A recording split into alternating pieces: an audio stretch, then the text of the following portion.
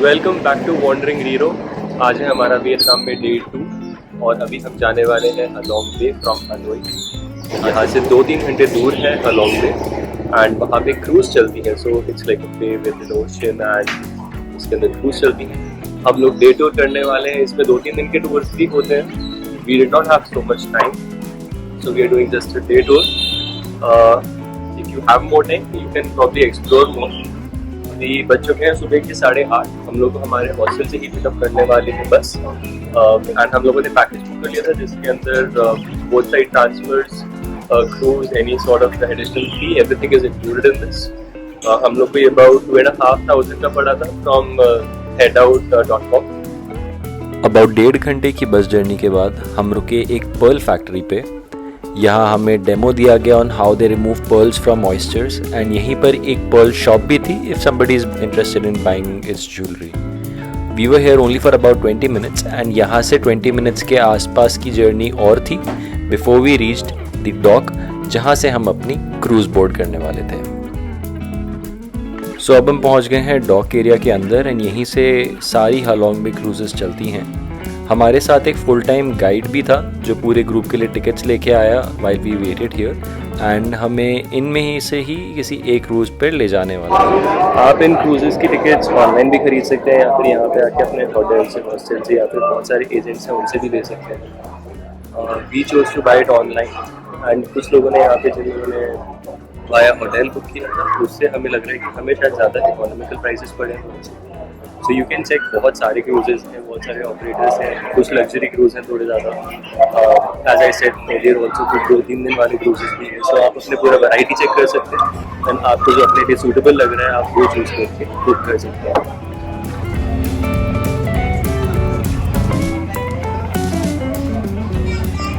तो ये टिकट्स मिली है हमें। ये टूरिस्ट गाइड ने खुद ही लेके हमको दे दी थी। नील कलेक्टेड बैग क्योंकि आगे बीच पे भी दिखानी होगी है। क्रूज बोर्ड करने के बाद we had a nice 1 hour जिसमें हमें लंच सर्व किया गया था। There were separate tables for vegetarian and non vegetarian options. Veg में हमें सर्व किए गए थे rice with tofu curry, French fries, spring roll, some salad, peanuts and very juicy pineapple. 1 घंटा काफ़ी था इस कमाल के व्यू के साथ लंच एंजॉय करने के लिए एंड बचे हुए टाइम में आप क्रूज़ के रूफटॉप डेक पे जाके अनइंटरप्टेड व्यूज़ एंड विंड दोनों एंजॉय कर सकते हैं। अब हमें एक आइलैंड पे लेके जाएंगे और केव्स के अंदर भी लेके जाएंगे।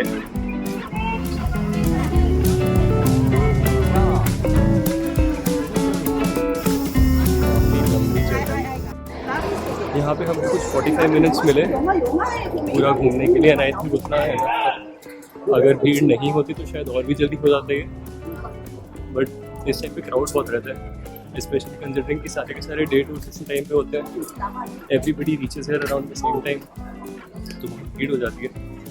बट एक बार आप केव्स के अंदर एंटर कर जाओ तब थोड़ा ज़्यादा स्पेशियस है। एंट्री के टाइम पे बहुत नैरो एंट्री है, सो वहाँ पे भीड़ ज़्यादा लग जाती है, but it is a must visit. मैंने ऐसा लाइफ में पहले कुछ नहीं देखा, so it was new for me at least. It's great to see कि इन लोगों ने अपनी नेचुरल ब्यूटी को इस तरीके से मेंटेन करके रखा हुआ है। इतना बढ़िया पेव एक तो वॉकवे बनाया हुआ है, रेलिंग्स लगाई हुई है, कहीं पे कुछ ड्राइंग्स नहीं है, कहीं पे कोई गंदगी नहीं है। इंडिया में भी इतनी नेचुरल ब्यूटी है, उसको मेंटेन करना चाहिए।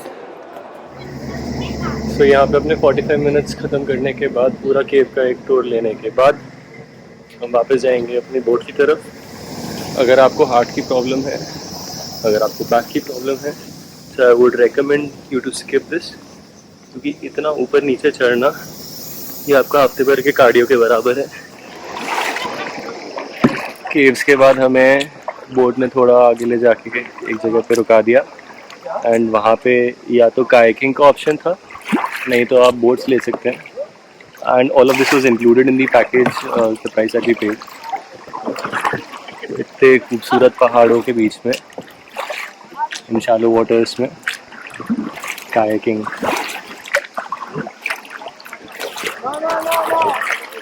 एंड हमें कितना अप्रोक्सीमेटली आधे घंटा 1 घंटे के लिए बोला है, आधे घंटे का टाइम दिया है यहाँ पे करने के लिए। सो मेरा तो फर्स्ट एक्सपीरियंस है। This is the second time I am kayaking. बहुत मेहनत लगती है बट मज़ा आ रहा है। सच में। हल्की हल्की बारिश भी शुरू हो गई है। So the weather is also really great. और ये वाटर्स इतने भी शैलो नहीं है, अगर गए तो फोन तो भाई गया पूरा। काफ़ी रिस्क ले रहे हैं ये वीडियो बनाने के लिए, तो please like subscribe the channel also. So यहाँ पे आपको बोटिंग का भी ऑप्शन मिलता है, कायाकिंग का भी ऑप्शन मिलता है, आप जो प्रेफर करें आप वो ले सकते हैं। अब हम जा रहे हैं इस बीच की तरफ, यहाँ पे थोड़ी देर रिलैक्स करेंगे। सामने आपको एक बहुत बड़ा क्रूज़ भी दिख रहा है। अगर आप 2-3 डेज़ के लिए आते हैं जैसे पहले बताया था, तो आपको इस तरीके के क्रूज़ मिलेंगे उसके लिए, जिसमें आपको रूम्स भी मिलेंगे with balconies and sea facing rooms. Now it's beach time. शायद आज संडे है इसीलिए इतनी ज़्यादा भीड़ है। आई डोंट थिंक कि मैं इतनी भीड़ में स्विमिंग करने जाऊँगा।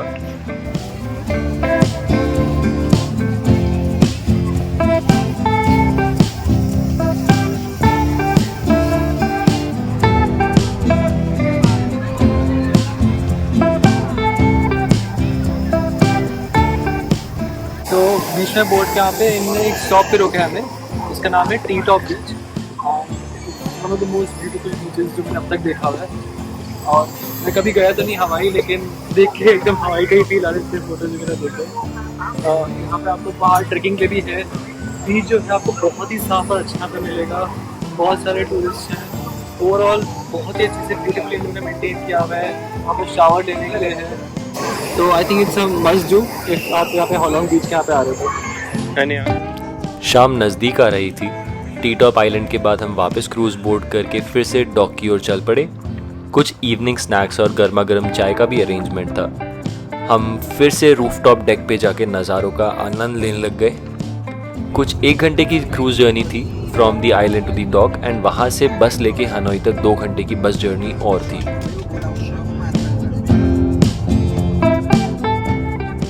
पूरे दिन की थकावट के बाद अब सब थक चुके थे, and most of this bus journey हमने सोते सोते ही निकाल दी।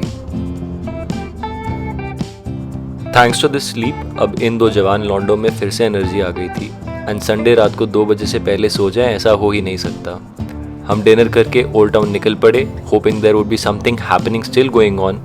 हमने काफ़ी देर सड़कें नापी, and I can easily say that Vietnam is a very safe country and very happening even for solo travellers. कल हम एक और दिन हनोई में हैं, एंड कल शाम को हम निकलेंगे दनांग के लिए। So stay tuned with our Vietnam series. Subscribe to the channel to get notified about the next video. Until then, keep traveling, keep exploring, and keep wandering.